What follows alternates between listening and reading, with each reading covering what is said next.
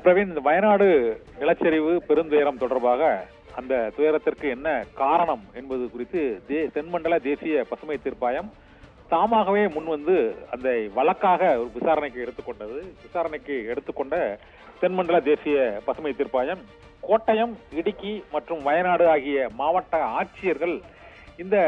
மழை பொழிவின் போது நிலச்சரிவை தடுப்பதற்கு என்னென்ன முன்னெச்சரிக்கை நடவடிக்கை எடுத்தார்கள், தற்போது என்னென்ன பணிகள் நடைபெற்று வருகின்றன, மேலும் கேரளாவில் உள்ள 14 மாவட்டங்களில் 12 மாவட்டங்களில் இந்த நிலச்சரிவு அபாயம் இருப்பதாக ஏற்கனவே நிபுணர்கள் கணித்துள்ள சூழ்நிலையில் எந்த முன்னெச்சரிக்கையும் எடுக்காமல் 57 சென்டிமீட்டர் மழை பொழிந்த பின்னர் இவ்வளவு பெரிய பேரழிவு ஏற்படுவதற்கு என்ன காரணம் என்பது தொடர்பாக விரிவான அறிக்கையை தென்மண்டல தேசிய பசுமை தீர்ப்பாயத்தில் தாக்கல் செய்ய வேண்டும் என்று அவர்களுக்கு நோட்டீஸ் அனுப்பியிருக்கிறது. ஒன்று. மற்றொரு மிக முக்கியமானது, தமிழகத்தில் உள்ள நீலகிரி மற்றும் கோவை, திண்டுக்கல் ஆகிய மாவட்ட ஆட்சியர்களும் கொடைக்கானல், ஊட்டி மற்றும் கோவையில் உள்ள பல்வேறு மலைவாசஸ்தலங்கள் ஆகியவற்றிலும் இதுபோன்ற நிலச்சரிவு ஏற்படுவதற்கு வாய்ப்புள்ளதாக கருதப்படும் குடியிருப்புகள் எவை, அங்கு மக்கள் எந்த அளவுக்கு வசிக்கிறார்கள், நீர்நிலைகளுக்கு அருகே வசிக்கும் மக்கள் நிலச்சரிவு பாதிப்புக்கு உள்ளாகாமல் அவர்களை தடுப்பதற்கு தமிழக அரசு என்ன நடவடிக்கை எடுத்திருக்கிறது என்று தமிழக அரசுக்கும் ஒரு நோட்டீஸ் அனுப்பி தென்மண்டல தேசிய பசுமை தீர்ப்பாயம் உத்தரவிட்டிருக்கிறது. இது சுற்றுச்சூழல் பாதிப்பா அல்லது அந்த சுற்றுலா தலங்களாக அந்த வயநாடு பகுதியையும் அதை சுற்றியுள்ள மலைப்பகுதிகளையும்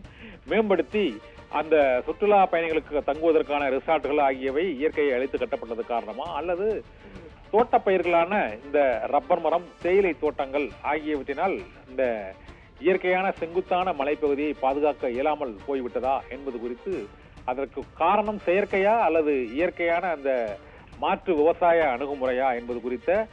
தகவல்களை அந்தந்த மாவட்ட ஆட்சியர்கள் உரிய நிபுணர் குழுவை கொண்டு ஆய்வு நடத்தி அதனை சமர்ப்பிக்க வேண்டும் என்று தென்மண்டல தேசிய பசுமை தீர்ப்பாயம் இரு மாநில அரசுகளுக்கும் வலியுறுத்தியுள்ளது. இது தொடர்பாக ஆய்வு நடத்தி அறிக்கை தாக்கல் செய்ய வேண்டும் என்றும், இனிமேல் இது போன்ற ஒரு பெருந்துயரம், நிலச்சரிவு மற்றும் மழை வெள்ளத்தால் 300க்கும் மேற்பட்டோர் உயிரிழக்கக்கூடிய ஒரு துயர சூழல் ஏற்பட்டு விடாத அளவுக்கு மலை வாசஸ்தலங்களுக்கு அருகில் உள்ள குடியிருப்புகள், கிராமங்களில் போதிய பாதுகாப்பு முன்னெச்சரிக்கை நடவடிக்கைகளை மேற்கொள்ள வேண்டும் என்றும், அந்த பகுதிகளில் நெருக்கடியாக மக்களை அதிக அளவில் வசிப்பதற்கான அனுமதியை மீண்டும் அளிக்கக்கூடாது என்றும், ஏற்கனவே இருப்பவர்களை அந்தந்த மலையோர கிராமங்களில் உள்ள மக்களை பாதுகாப்பதற்கு தேவையான அனைத்து நடவடிக்கைகளையும் மேற்கொள்வதற்கு இரு மாநில அரசுகளும் என்னென்ன நடவடிக்கைகள் எடுத்திருக்கிறது என்பது குறித்து அறிக்கை தாக்கல் செய்ய வேண்டும் என்று தென்மண்டல தேசிய பசுமை தீர்ப்பாயம் அந்த உத்தரவை பிறப்பித்திருக்கிறது. இந்த வழக்கை தாமாகவே முன்வந்து இரு மாநில அரசுகளுக்கும் இந்த பசுமை தீர்ப்பாயம் நோட்டீஸ் அனுப்பியிருப்பது முக்கியத்துவம் வாய்ந்ததாக கருதப்படுகிறது. பிரவீன்.